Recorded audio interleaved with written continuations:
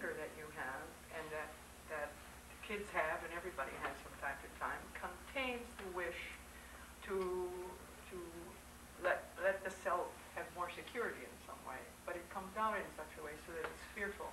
When it's accompanied by guns or power, like a grown-up to a child, it is frightening and dangerous. So you have a chance not to have to put your anger down, but to begin to just be aware of it and help your children when you are able to just share with them about it. They will understand.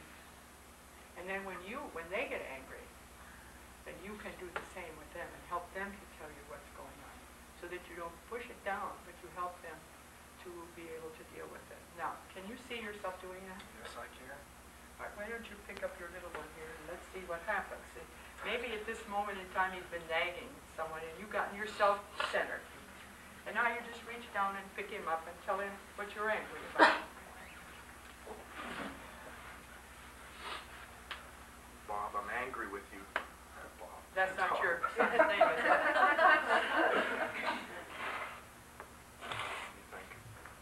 If you're not angry now, you have to say, I have been. Because if you're not angry now... I'm not angry now. That's right. Okay. I've been angry with you the way you've been nagging me, and you're not letting me get some things done around here that need to be done. Okay, now tell him what you would like him to do. I would like you to go into the den and, the puzzles that you really enjoy doing, I'd like you to get those out and put those together while I finish cleaning up the kitchen. Now this child is 2. Right. Okay, now, one of the things you need to know about 2-year-olds is that their attention span is very short. Right, so it needs to be short. That's right, and not only that, but when you're... Bob doesn't look like 2. No, I know he doesn't look like 2, and neither do 2-year-olds a lot of times. They look like, I hear people say that 2-year-olds are bigger than I am.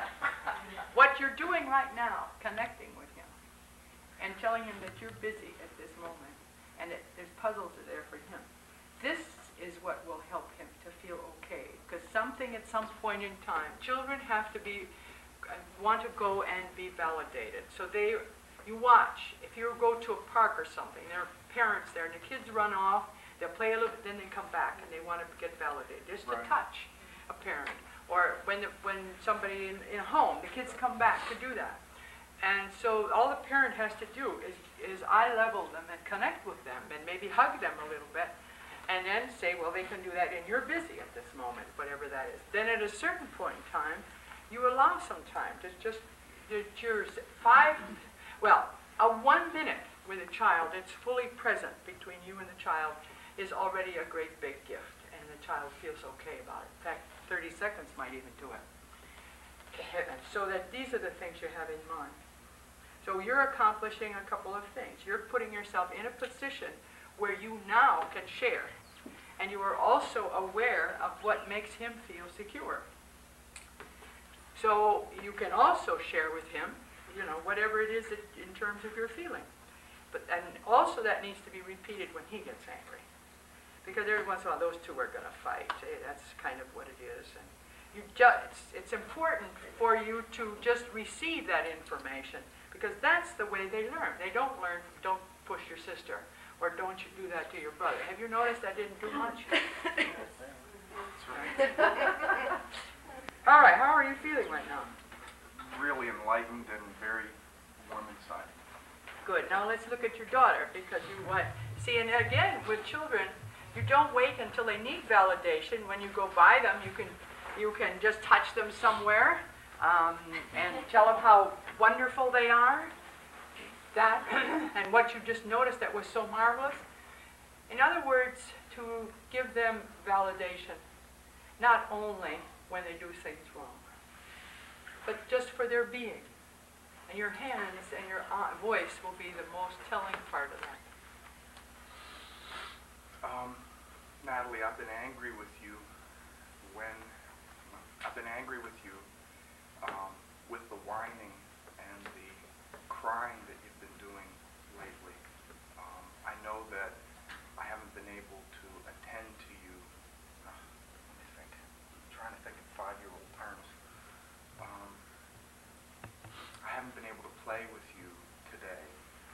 got this kitchen to get cleaned up. And what I'd like to do is to get that done first. At 5, she might even be able to help you. Could you figure out some way that she could help you? I sure could. Children How about love if you that. come in with me and I'll let you put the forks and spoons in the drawer. See, there's a creative part also. Yeah, there's a creative part that goes with recognizing that children love to be part of what's going on. And when they can do something, it's a marvelous thing. So the parent can be more creative about involving the child in that regard. You just remember something, the energy is just almost 100% moving in children. And it just needs direction. And the direction is not only in what you do, but in just being connected and being around. If you see some of the tapes that I've done, you see the children around, and they're doing wonderful things. And they're around, they're little kids. But the atmosphere is one, which is a connected atmosphere. So you'll find that. How are you feeling inside yourself right now? Warm. I'm kind of a pleasant tearful. Okay, and how do you feel with me? Very good.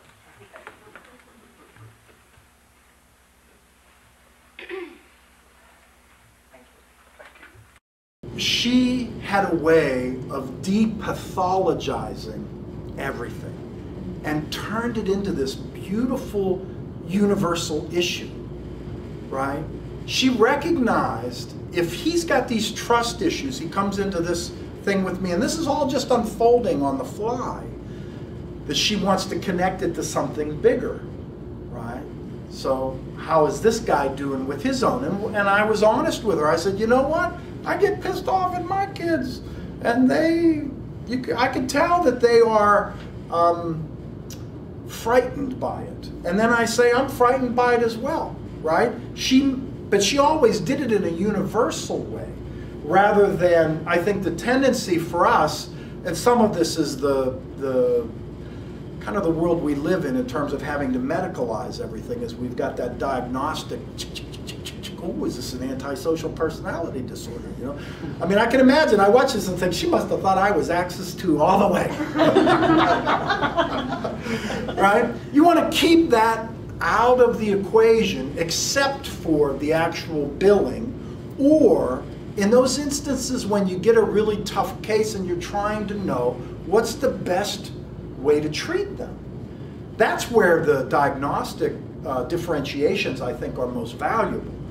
But you want to be careful not to become so concerned with that, because then you really lose the universality of it all. I felt so valued in that interaction, separate and apart from the prior days.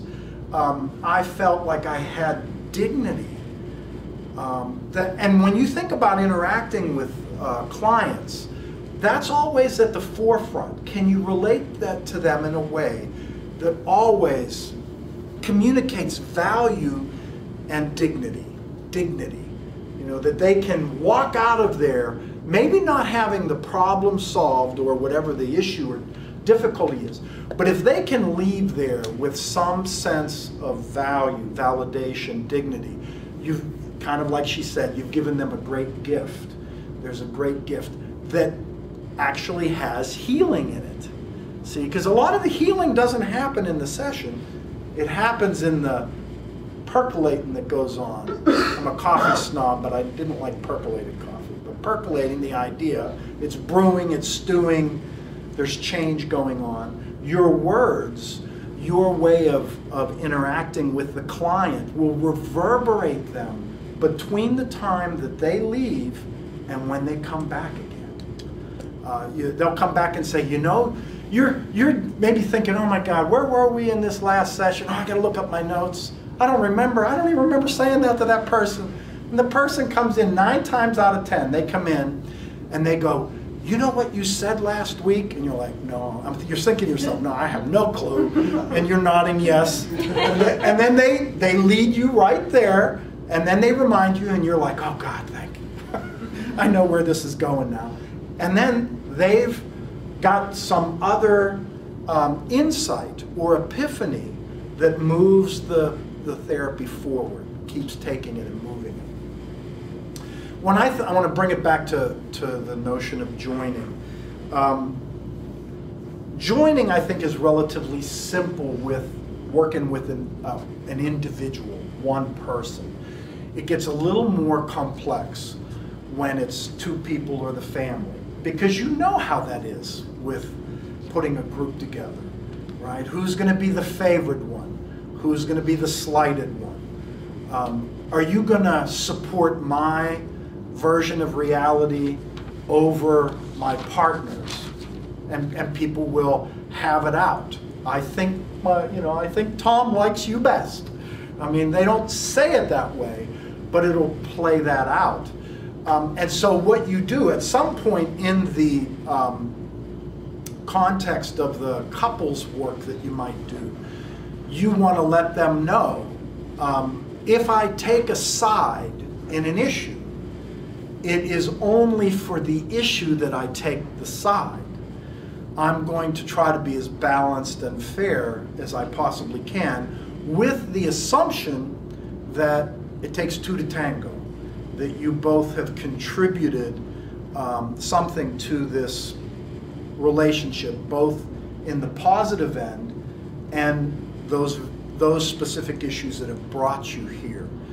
But do know that I will side with whoever I perceive to be healthy in that particular moment or situation, and that is no disrespect to one or the other.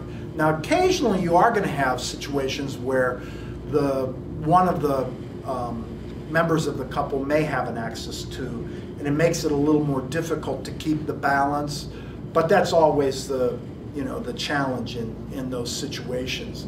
Trying to think, occasionally you'll have a person come in individually, but they say, I'm coming first, and my spouse is going to come a little later whenever I can either convince him or her to come.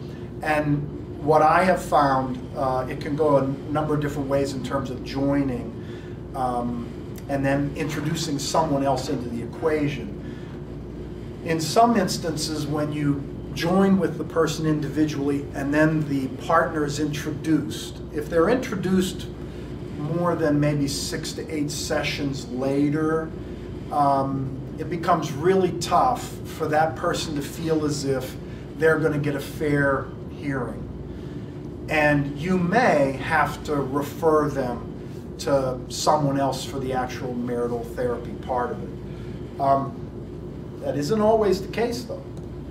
I've had people that I was working with that were so impacted individually in terms of the work we were doing, and they came in specifically around the marriage, that the relationship was beginning to change, and the reluctance that the partner had about coming in dissipated. I had this actually happen in Germany. A woman came in, and she was really distraught with her husband. He was an officer, and he wanted nothing to do with counseling. I mean, absolutely nothing. And I met with her probably about 4 or 5 times, and she came in on a session and said, "Oh my God, Tom, you won't believe what happened. He wants to come." He actually sees that I'm really working on the relationship, that I'm trying to catch my reactivity in certain arguments or situations. And he's like, all of a sudden you have credibility where you had none before. The guy comes in, and doggone it, I had a bond with him.